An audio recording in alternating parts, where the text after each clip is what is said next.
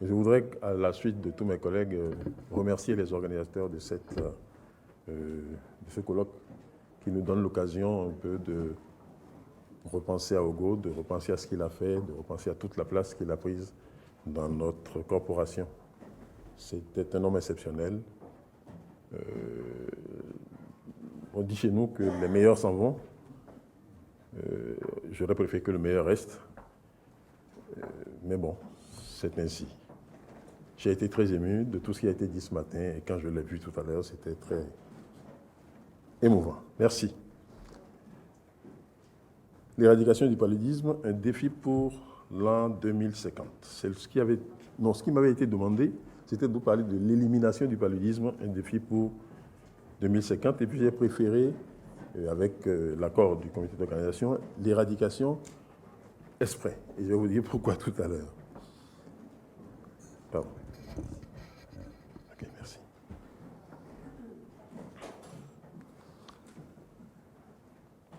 Parce qu'il y a trois notions qui ne sont pas toujours très claires, contrôle, élimination, éradication. C'est un même combat, c'est de mêmes activités, etc., mais qui visent des ambitions complètement différentes. Et puis qu'il y a une certaine ambiguïté dans les documents, notamment les documents édités par nos collègues anglais. Je me demande si ce n'est pas exprès que cette ambiguïté-là est aussi entretenue. Et peut-être que, c'est peut-être délibéré, c'est peut-être une des questions sur lesquelles Ogo et moi, nous n'avons pas toujours été d'accord. Il avait de temps en temps tendance à parler d'éradication, surtout quand que lui qui est anglophone, parle très facilement anglais, parlait un peu d'éradication, alors que j'étais sensible au fait qu'il ne faut peut-être pas forcément parler. Je vous rappelle juste que contrôler, c'est juste diminuer le fardeau, c'est-à-dire mettre en place un certain nombre de stratégies de façon à ce que le problème concerné ne soit plus un problème de santé publique et ne pèse plus trop lourd sur les systèmes sanitaires. L'élimination est un peu plus ambitieuse déjà. Elle est plus ambitieuse, elle vise à arrêter localement toute transmission au niveau d'un pays, par exemple. Et ça, c'est fait. L'éradication, tout doit disparaître de la surface de la Terre. Et ce n'est pas si simple que ça, ce n'est pas exactement les mêmes choses dans les trois cas. Si on devait résumer l'histoire de la lutte contre le paludisme, on pourrait peut-être l'appeler, si j'avais été la faculté d'écrire, je l'ai dit, entre espoir et désenchantement. Parce que déjà dès les années 50, on parlait d'éradication et on y a cru. Un certain nombre de personnes dans cette salle se sont un peu vues frappées d'ostracisme par l'OMS parce qu'ils n'étaient pas tout à fait d'accord avec l'OMS quand ils parlaient d'éradication. L'histoire leur a donné raison, mais bon, c'est le genre de situation qu'on ne revendique pas. Et c'est peut-être pour ça que M. Gentilini se tait. À l'époque, quels étaient les outils? Il y avait un insecticide, le DDT, qui était récent à l'époque et qui était efficace. Personne ne s'embarrassait de questions d'environnement, donc il n'y avait pas de questionnement concernant l'écologie, l'écosystème, rien de tout cela. Donc on pouvait y aller et ça nourrit beaucoup d'espoir, légitime peut-être, oui. Au plan diagnostic, il y avait un corps soignant qui était très bien formé à l'époque, qui est bien structuré, des médecins coloniaux, des médecins africains, des infirmiers, qui étaient d'excellents cliniciens. Ils n'avaient pas beaucoup de moyens, mais ils faisaient très bien leur boulot. Des gens comme moi doivent d'être encore vivants à ces gens-là qui nous ont soignés quand on était petits. C'était bon. Et puis au plan biologique, au plan diagnostic, il n'y avait que des microscopes ici, il n'y avait que le microscope. Ce n'étaient pas des ingénieurs, mais comme on en voit maintenant, ce n'étaient pas des techniciens supérieurs. Non, ce n'était pas ça. C'était juste des médecins que l'on prenait sur le tas, que l'on formait, mais qui étaient si bien formés que quand ils vous disaient « il y a un paludisme », c'est un paludisme. Quand ils disaient qu'il n'y en avait pas, il n'y en avait pas vraiment. Et qui faisaient correctement leur boulot. On peut le regretter. En matière de quinine, de drogue, pardon, il y avait la quinine. Remarquable. C'est ancien, certes, mais toujours remarquable qu'on nous administrait. J'en ai gardé un souvenir un peu amer parce que c'était ta mère. C'est vraiment ma mère. Il y avait des potions de quinine déjà. Et puis après, quand vous avez fini de le prendre, il y avait des problèmes à l'oreille, effectivement. Ou alors, quand ce paludisme paraissait grave à l'infirmier, c'était la piqûre intramusculaire. Et nous sommes un certain nombre de gens à avoir une petite cicatrice sur notre fesse parce que quelques temps après, il y avait l'abcès qui était dû à la nécrose tissulaire provoquée par la quinine et qui était généralement incisé. C'était un souvenir assez... Et puis il y a eu les aminocatinoléines, beaucoup plus pratique d'utilisation, et cette association de sulfadoxine pyrimétamine qui était facile à administrer en une seule prise et ça marchait très bien, tout le monde était content de tout ça. Et tout ça a été efficace à l'époque. Alors on a mis en place un certain nombre de stratégies chloronisées. À l'école, on nous en donnait systématiquement, c'était une fois par semaine, soit généralement c'était le vendredi. Je ne sais pas si ça connecte ça, quel lien ça a avec la Passion du Christ, mais enfin c'était le vendredi qu'on faisait ça. Et on nous traitait correctement dans les dispensaires. Vous alliez dans un dispensaire, on vous traitait. C'était parce que les dispensaires étaient approvisionnés, etc. Et puis, il y avait une politique de démoustication qui était généralisée. Il y avait tant pour gérer tout ça, pour surveiller tout ça, des gens qui assuraient très efficacement l'hygiène du milieu. On les appelait les infirmières Tripano. À l'époque, c'était les prédécesseurs de ceux des infirmiers qui après on a eu à l'OCCGE ou à l'OCEAC, suivant qu'on était en Afrique occidentale ou en Afrique centrale. Il y avait à ce moment-là aussi une volonté politique certaine. C'était un contexte colonial ou c'était le contexte post-colonial immédiat. La discipline, on ne jouait pas en badigeonnage avec, c'était même un peu coercitif, quoi. On marchait au pas. Et puis les institutions jouaient leur partition, le gouvernement faisait ce qu'il y avait à faire, les écoles, les services de santé, il y avait la santé scolaire, il y avait... Et dans les hôpitaux, enfin dans les dispensaires, il y avait... Tout ça était organisé. Du dispensaire, on passait à l'hôpital, de l'hôpital au plan de la santé publique, il y avait les services des grandes endémies, OCEAC, OCCGE, j'en ai parlé tout à l'heure, et ces infirmiers Tripano, qui étaient redoutables parce qu'ils avaient la possibilité de délivrer des amendes et de les percevoir tout de suite. Quand ils entraient dans une concession, toutes les jarres étaient renversées, revisitées, pour qu'il n'y ait pas de larve de moustique qui traînait dans le machin, parce que s'il y avait une larve de moustique dans une jarre, ils la trouvaient, cette larve-là, et vous payiez l'amende. Et il y avait un certain financement qui était mis en place et qui faisait tout ça.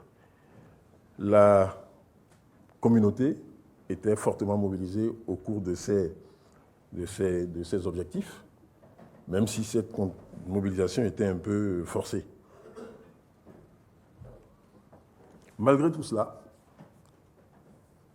l'éradication a échoué. Puis sont apparues les résistances des anophèles aux insecticides d'abord et des plasmodies aux antipaludiques usuels. Et sur la base de ça, il a fallu réviser les ambitions à la baisse. Alors on ne parlait plus d'éradication, on a parlé de contrôle, puis d'élimination.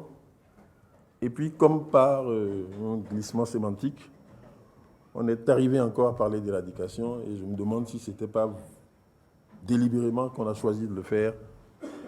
Pourquoi? Peut-être que vers la fin de l'exposé, nous nous mettrons d'accord sur quelque chose. Donc aujourd'hui, élimination ou éradication, avec quels outils? Les insecticides toujours. L'offre est plus diversifiée. Tout reposait sur le DDT. Il y en a d'autres maintenant, de Kavamat, il y a différentes familles d'insecticides qui sont utilisés. On connaît mieux leur mode d'action, on connaît mieux leur toxicité, on peut les utiliser de façon rationnelle, on sait même les utiliser de façon séquentielle. On sait les utiliser pour imprégner les moustiquaires, les bâches. On sait les utiliser en pulvérisation intradomiciliaire. Les larvicides jouent un rôle un peu moins important, mais on connaît aussi leur impact sur l'environnement, d'où la pression pour une utilisation plutôt prudente. Donc, on a beaucoup d'autres outils en matière d'insecticides, mais peut-être que la marge de manœuvre a un peu diminué. Au plan clinique, il y a dans nos pays aujourd'hui beaucoup de médecins, beaucoup d'infirmiers. Ils semblent être moins bons cliniciens. Ils sont très sensibles à tout ce qui est gadgets, techniques, etc. Et peut-être que le stéthoscope ne joue plus tout à fait son rôle. Et puis, les conditions de vie des médecins sont telles qu'ils ont en général plus attiré vers les activités de gestion, de supervision, etc. Quand vous allez en tournée, quand vous allez travailler dans un dispensaire, dans un hôpital, un centre de santé, généralement, bien qu'il y ait des médecins formés par les facultés de médecine, etc. en place, les consultations sont encore assurées en général par les infirmiers, parce que le médecin, il est en supervision, il est en évaluation, etc. Parce que ça rapporte des per diem et ça permet de mieux vivre. Comme je le disais, il y a beaucoup de microscopistes, mais ils sont peut-être un peu moins performants que ne l'étaient. Et aujourd'hui, on dispose de TDR, des TDR qui sont beaucoup plus simples, plus faciles à utiliser, que l'on a tendance à mettre plutôt dans les structures périphériques de façon à ce que, à fiabiliser un peu plus le diagnostic, étant entendu que lorsque dans un hôpital universitaire, vous avez un service de parasitologie, vous avez des techniciens qui sont de bons microscopistes parce qu'ils ne font que ça toute la journée. Mais quand vous êtes dans un centre de santé périphérique où le même technicien, l'unique technicien, doit finir de faire la glycémie, de faire après l'annulation formule sanguine pour un certain nombre de malades, les ECBU, etc., et qu'en fin de journée, il reçoit un cas de paludisme, je ne suis pas sûr de sa vigilance, de sa capacité à faire un bon diagnostic. Donc, c'est vrai que les TDR ont beaucoup amélioré les possibilités de diagnostic. Il existe même maintenant des tests transdermiques qui utilisent la cytométrie de flux pour éventuellement faire le diagnostic. Donc, des progrès ont été réalisés et la situation s'est beaucoup améliorée. En matière de drogue, la quinine reste efficace, la sulfadoxine pyrimétamine a perdu beaucoup de son efficacité.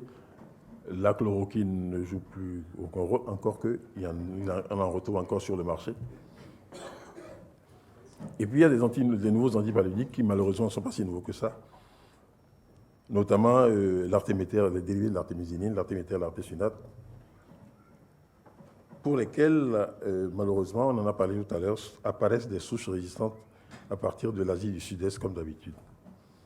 C'est vrai que ces résistances ne sont pas encore décrites en Afrique, et cela représente cependant une menace grave dans la mesure où, sur le marché africain, il y a beaucoup de faux ACT.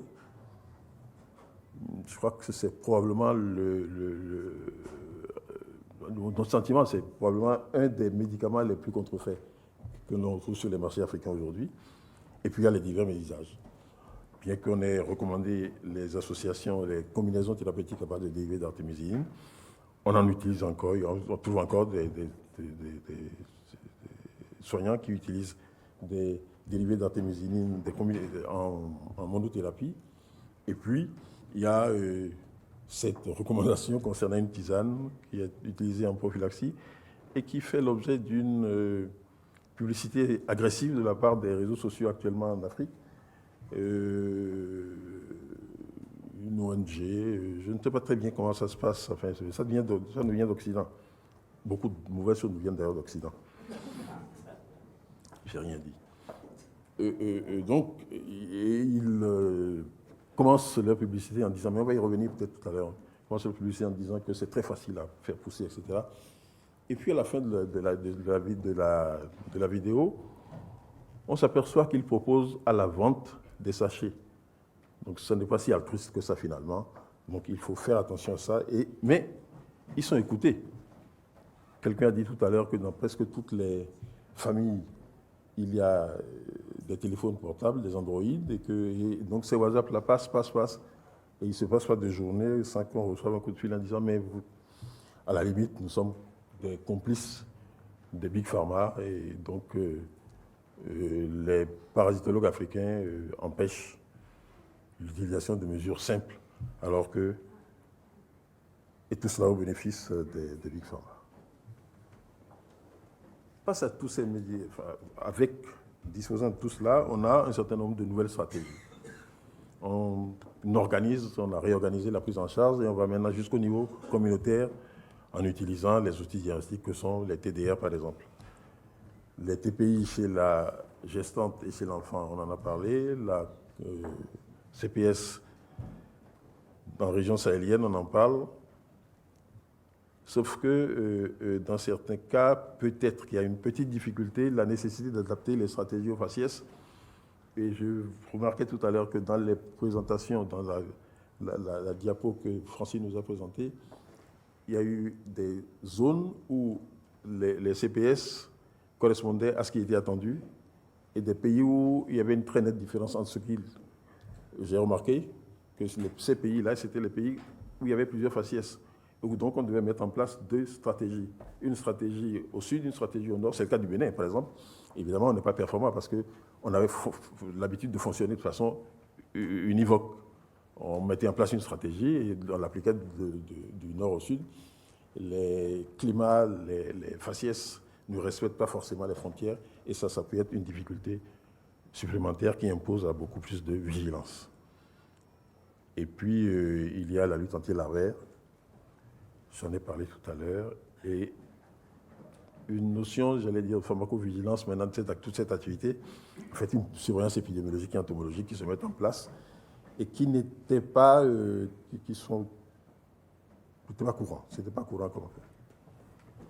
Et puis tout ça, bon, tout ça se fait dans un contexte où, alors que tout à l'heure, il y avait une volonté certaine, une volonté politique certaine, je dis ici, il y a une certaine volonté politique, parce que le contexte actuel, c'est le contexte des 50 ans d'indépendance, moins de discipline, moins de structure, moins d'État. Et puis, sous la pression d'un certain nombre d'organisations, comme l'OMS, il y a eu des engagements qui ont été pris par des chefs d'État à des réunions qui sont tenues à Abuja, des grands-messes comme ça, etc., mais qui ne sont pas suivis, il n'y a pas une traduction budgétaire évidente. Donc, on ne sait très bien si ils le veulent ou ils ne veulent pas, ou s'ils sont contraints de le faire, etc. En tout cas, pour l'instant, les moyens ne suivent pas. Ah oui. Il y a certes une mobilisation communautaire potentielle, seulement pour que la population se mobilise, il faut qu'elle croie au système de santé. Et le système de santé ne lui inspire pas forcément confiance, en tout cas par rapport à ça. Alors, de quoi dispose-t-on comme ressources? Je vais essayer d'aller vite. En matière de financement, à l'époque coloniale, il y avait une certaine motivation. Il y avait une motivation qui était soit humanitaire, soit économique. Mais enfin, il y avait une volonté de maintenir des sujets en bonne santé pour les faire travailler parce que c'était important. Depuis l'ère des indépendances, les choses ont un peu changé. Les priorités ont changé. La défense nationale, les palais, les avions ont un peu plus d'importance que la santé peut-être. Et la lutte contre le paludisme a été pendant longtemps pas été identifiée. Jusqu'à dans les années 80, 90, c'était peut-être pas des véritables priorités. Les dotations budgétaires au niveau des ministères de la Santé à l'époque tournaient autour de 100 millions de francs par an. C'était le cas au Bénin, c'était le cas au Togo, c'était le cas un peu dans différents pays. Et l'essentiel de ces dotations budgétaires venait des dons des pays extérieurs. C'était soit l'OMS, soit des subventions venant de différents pays. Mais le budget, il n'y avait pas d'effort national qui était conséquent. Et puis à partir de l'expérience RBM conduite par Gros Boulan, qui était directeur général de l'OMS, il y a eu un regain d'intérêt. Le paludisme a été reconsidéré à sa bonne place et peut-être que... Et là, on a assisté à une progression des moyens qui sont importants. Progression en quantité, mais aussi les différents canaux se sont diversifiés. Le Fonds mondial, la Banque mondiale, le PMA, enfin différents. Donc, on a commencé à avoir des financements qui ont été diversifiés, qui venaient de donateurs, soit privés, soit institutionnels. Mais même dans ces cas-là, on s'aperçoit que entre les besoins, c'est la courbe qui était violet, et les acquis, il y a quand même encore une marge. Les prévisions vont jusqu'à l'an 2040, et on a le sentiment que si c'est mieux par rapport à ce que c'était, il y a quand même un gap qui reste important. Et cela n'empêche qu'on a abouti à de bons résultats. On considère qu'il y a à peu près 1 million de vies qui ont été sauvées depuis dans au moins 35 pays en 10 ans, ce qui n'est pas négligeable.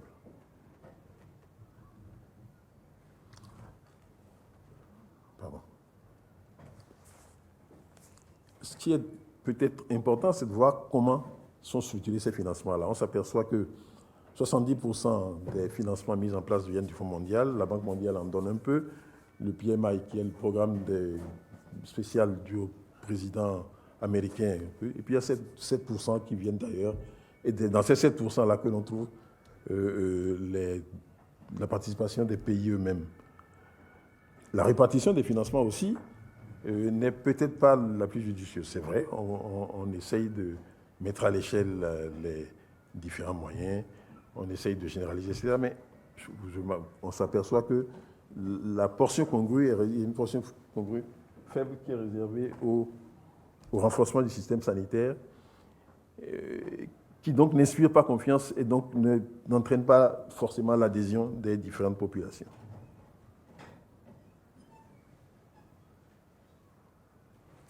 Cette autre dia montre bien que moins de 20% va au renforcement du système sanitaire qui souffre et qui donc pose problème.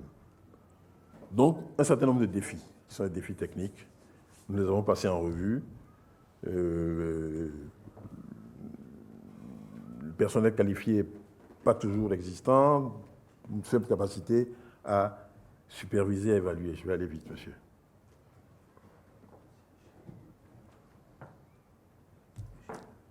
Oui, bien que les volumes de financement aient été importants, il y a encore des choses à demander. Les sources de financement, l'essentiel vient de l'international.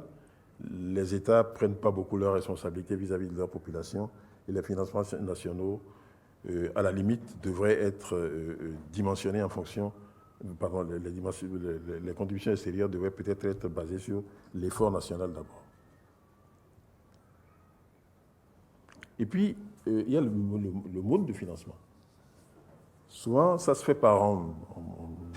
C'est-à-dire que vous pouvez gagner un financement pour votre programme cette année et puis l'année suivante, enfin la prochaine fois, ne pas gagner. Donc, rien ne permet d'assurer la continuité dans l'effort aussi dans les pays. Et ça peut être un élément de déstabilisation. Et puis, ce type de financement, visant l'efficacité, a fini par mettre en place ce qu'on appelait les bénéficiaires principaux et les bénéficiaires secondaires. Et les États sont devenus des bénéficiaires secondaires, c'est-à-dire qu'un certain nombre le financement va à une ONG internationale type Catwell, etc., qui organise la lutte, etc., enfin, théoriquement, ils assistent le pays, mais en fait, ils sont décideurs parce que c'est quand même eux qui reçoivent l'argent. Et puis, quand on en arrive à cela, on en est arrivé à la situation où dans certains pays, dans différentes régions, les politiques n'étaient pas tout à fait les mêmes parce que les bailleurs étaient différents, que chaque bailleur avait ses objectifs. Et donc ça peut jouer un peu sur la cohésion ailleurs. Mais le fait d'avoir positionné de l'argent ailleurs a siphonné un peu les compétences vers les pôles financiers, d'où une perte de capacité au niveau des PNLP, dans presque tous nos pays. Les responsables des PNLP, quand ils sortent de là, ils vont dans des organisations qui s'occupent de la lutte antipaludique, mais ils ne sont plus dans le système sanitaire, d'où une perte de capacité et donc un affaiblissement du plaidoyer national. Cette situation aboutit à une perte de leadership. En fait, le leadership de la lutte ne passe du pays à l'extérieur pratiquement. Alors que c'est à ce moment-là qu'il aurait fallu que ce leadership permette un plaidoyer important, parce que lorsqu'on va arriver, et c'est vrai qu'on y arrive de plus en plus, une certaine efficacité, on va arriver dans une zone où pour bouger, il faudra beaucoup plus de moyens, d'efforts, mais beaucoup plus de moyens financiers aussi, ce qu'on appelle la zone de la loi des rendements décroissants. Et puis, si on regarde un peu à côté, on s'aperçoit qu'il y a eu quelques enseignements, enfin, il y a des précédents qui nous enseignent un certain nombre de choses. On a réussi à éradiquer la variole, mais bon, c'est On a mis beaucoup de temps pour le faire. Entre le moment où on a commencé à vacciner et le moment où on a réussi à éradiquer, il s'est passé du temps. C'est un virus, la transmission est directe, il n'y a pas de vecteurs qui interviennent. S'agissant de la dracunculose, on connaît les moyens, on a tous les outils pour le faire, et pourtant on n'a toujours pas encore éradiqué. Il y a des zones de conflit, peut-être, etc. Mais enfin, je ne sais pas, je ne peux pas vous dire qu'au Nigeria, qui est un pays voisin du Bénin, il n'y a plus de dracunculose, j'en suis pas sûr. Alors je me demande si la notion d'éradication, telle que voulue par et écrite par un certain nombre de gens, n'est pas délibérée. Si ce n'est pas une façon de continuer de mobiliser les bailleurs, parce qu'il est quand même plus facile de vendre l'éradication que de vendre une élimination. Je veux bien vous donner de l'argent, mais si je suis sûr que c'est efficace, quoi. Et la meilleure efficacité que vous pouvez présenter, c'est une promesse d'éradication. On a dit en l'an 2050, monsieur. C'est vrai qu'en 2050, franchement, en dehors des temps, là, c'est plus facile à vendre. Vous allez finir en prison parce que vous tenez des propos là qui... C'est vrai que 2050, c'est plus facile à vendre que 2100. Donc, peut-être que c'est délibérément que, sachant que ce soit possible, Achille, on pourrait peut-être passer aux questions. Merci. Restez là. Madame Leroy. Alors, rapidement, parce que nous sommes théoriquement à l'heure de la conclusion. Et je prie de M. Pierre-Roger, M. François Gros de me pardonner pour le retard. Quelques questions, et après la conclusion. Y a-t-il des questions dans la salle? Il n'y en a pas, donc c'est parfait, c'est réglé.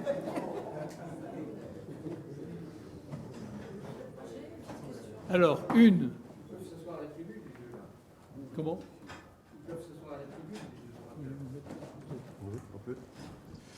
Okay. Sur les micros. Bonjour tout le monde, bonjour chers maîtres, mes grands-pères scientifiques et chers collègues. En tout cas, merci d'avoir organisé cette journée pour mon homonyme Ogo. Et lors de la pause, quelqu'un m'a demandé gentiment que veut dire Ogobara. Parce que quand il a vu que mon nom, je m'appelais Ogobara, il dit qu'est-ce que ça veut dire. Donc Ogobara, ça veut dire d'augmenter le pouvoir. Donc c'est pour dire mon homonyme était un homme très humble. Et ça veut dire, même s'il est fils d'un paysan, pas de n'importe quel paysan. Il vient d'une famille très importante où il y avait en tout cas beaucoup de pouvoir. Voilà, donc c'est pour dire Ogobara, ça veut dire d'augmenter le pouvoir. C'est non. Maintenant, je voudrais poser la question par rapport à la place de la médecine traditionnelle dans la lutte contre les maladies. Pas seulement le paludisme, parce que le professeur Ogobara Dumbo tenait beaucoup à cœur, en tout cas, la valorisation de la médecine traditionnelle.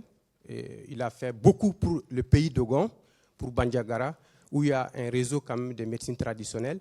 Quand on sait que la médecine traditionnelle joue un rôle important dans la prise en charge des maladies chroniques, et aussi, de plus en plus, on voit les gens vont beaucoup vieillir, et en Afrique, nous occupons bien de nos personnes âgées.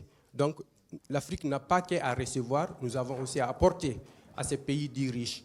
Voilà, je voudrais juste savoir la place de la médecine traditionnelle dans toutes ces stratégies de lutte contre les maladies. Je vous remercie beaucoup. S'adresser à qui? À tout le monde, à tous ceux qui ont parlé des maladies et de l'éradication, de la lutte, à tout le monde, parce qu'on a parlé aujourd'hui très peu de médecine traditionnelle. Et le professeur Ogobara, quand même, a beaucoup valorisé, a beaucoup travaillé avec les réseaux de guérisseurs traditionnels à Bandiagara. Oui, je peux essayer une réponse. Je crois que vous avez raison de poser la question. C'est important qu'on se préoccupe de la médecine traditionnelle. Mais je crois qu'avant de porter la médecine traditionnelle sur le marché du donner et du recevoir, nous avons besoin de travailler la médecine traditionnelle, de savoir de quoi nous parlons exactement. Parce que dans la médecine traditionnelle, chez nous, il y a à boire et manger. Il y a des gens qui sont de très bons guérisseurs, qui connaissent les plantes, etc. Ils font de la phytothérapie. Il y a d'autres aussi, vous savez très bien, qui sont des charlatans, qui font... et qui embrouillent tout le monde. Alors, je n'ai pas de compétences particulières en cette matière, mais je pense qu'il y a certainement... l'environnement est si hostile dans ce que je connais de l'Afrique que s'il n'y avait pas une certaine science endogène, il y a longtemps qu'il n'y aurait plus d'individus dans ce pays. Donc, il y a quelque chose, c'est vrai, mais il faut peut-être qu'on s'organise et qu'on installe un vrai dialogue entre les tradis praticiens et nous-mêmes. Donc, il nous faut faire preuve d'humilité, aller à leur école, aller à leur écoute, pour peut-être discuter avec eux, mais en les respectant et non pas dans une démarche qui vise seulement à aller faucher des recettes et qu'éventuellement on commercialise sur leur dos en les trichant, quoi. C'est un peu ça. Donc nous avons besoin de leur apparaître comme des gens fiables avec qui ils peuvent travailler. Voilà ce que je dis. Merci beaucoup pour cette réponse. Madame Leroy. Je voudrais juste ajouter quelque chose sur le rôle de la médecine traditionnelle, sur l'expérience qu'on parlait d'éradication. Il y a une maladie qui s'appelle le tétanos, et le tétanos néonatal. Pour sûr, le vaccin est, je dirais, pour 90% dans l'éradication du tétanos, parce que là, on peut bientôt parler d'éradication. Quand j'ai commencé ma carrière scientifique, il y avait 2 millions de morts de tétanos. Et il y en a plus que quelques milliers maintenant dans le monde. Donc c'est vraiment... on oublie souvent de le citer comme maladie où il y a eu un succès. Et le rôle des sages-femmes traditionnelles dans les accouchements, puisque la transmission souvent sur les nouveau-nés se faisait par les accouchements. Quand on a formé les sages-femmes pour faire les accouchements dans des conditions aseptiques, simplement se laver les mains, et on a vu la mortalité de tétanos néonatal diminuer. Donc ça peut être un relais aussi, mais moi je ne dissocierai pas la science, je dirais, allopathique et la science de la médecine traditionnelle. Il faut, je pense que c'était un des messages du professeur Ogo, il faut s'intégrer dans la société et tous les acteurs de la société doivent faire partie prenante des problèmes de santé et de leur résolution. Oui, mais tous les acteurs de la société à leur place, pas à la place des autres. J'ai gardé un souvenir très précis d'une charge que j'avais reçue de l'UNESCO de créer à Bamako un colloque sur VIH et médecins tradipraticiens. Donc il y avait des tradipraticiens qui étaient venus de toute la région.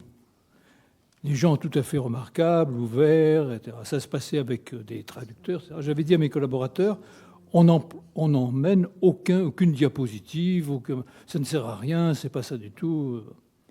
La question que le chef des tradipraticiens qui était là a posée au bout d'un certain nombre de présentations, c'est « mais dites-nous comment on reconnaît un malade atteint de sida pour que nous ne les prenions pas en charge et que nous vous les adressions à vous, médecins ». C'était une réponse très prudente et intelligente. Et c'est ça qu'il faut rechercher, c'est que chacun a sa place, mais à sa place précise, et que la médecine scientifique n'est pas réservée aux pays riches. La médecine scientifique est pour tous. La médecine traditionnelle peut l'être également. Nous avons en France, en Europe, aux États-Unis, toute une campagne pour des médecines dites douces qui se rapprochent de la médecine traditionnelle, et nous avons là de vraies nouvelles et de fausses nouvelles. Et nous sommes très attentifs actuellement sur ce qui se passe dans ce domaine. Une autre...